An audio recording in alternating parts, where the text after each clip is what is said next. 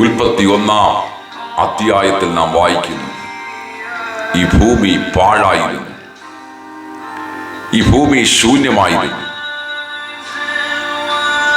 പക്ഷേ ദൈവത്തിൻ്റെ ആത്മാവ് പാഴായ ശൂന്യമായ ഭൂമിക്ക് മീതെ പരിവർത്തിക്കാൻ തുടങ്ങി.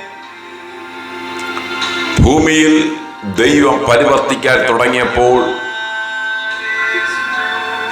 അനവധി ചലനങ്ങൾ ഭൂമിയിലുണ്ടായി. ഒരു സാധ്യതയില്ലാത്ത മണ്ണിൽ നിന്നും ചിലത് പൊങ്ങി വന്നു. ജീവന്റെ തുടിപ്പുകൾ ഈ ഭൂമിയിൽ ഉത്ഭവിക്കാൻ തുടങ്ങി. ഇന്ന് രാത്രിയിലും ചലനമറ്റ നിങ്ങളുടെ ജീവിതത്തെ ചലിപ്പിക്കാൻ ദൈവത്തിന്റെ മൂവ്മെന്റിന് കഴിയും, ദൈവത്തിന്റെ ചലനത്തിന് കഴിയും. God moving by his spirit.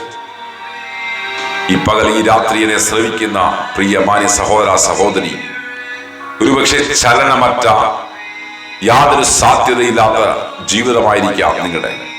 പക്ഷേ ദൈവം ചലിക്കാൻ തുടങ്ങിയാൽ നിങ്ങളുടെ ജീവിതം പഴയതുപോലെ ഇരിക്കത്തില്ല. വലിയ മാറ്റങ്ങൾ ഉണ്ടാകാൻ പോവുകയാണ്.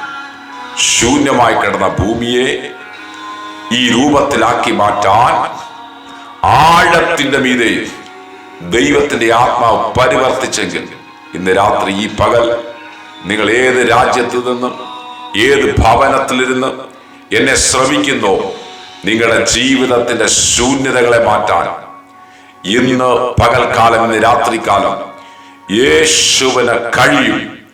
വലിയ ചലനങ്ങൾ നിങ്ങളുടെ വീട്ടിനകത്ത്, വലിയ ചലനങ്ങൾ നിങ്ങളുടെ ശരീരത്തിനകത്ത്, വലിയ ചലനങ്ങൾ നിങ്ങളുടെ ജീവിതത്തിന്റെ സമസ്ത മേഖലകൾ വെളിപ്പെടുവാൻ ദൈവം മൂവ് ചെയ്യാൻ പോവുകയാണ്.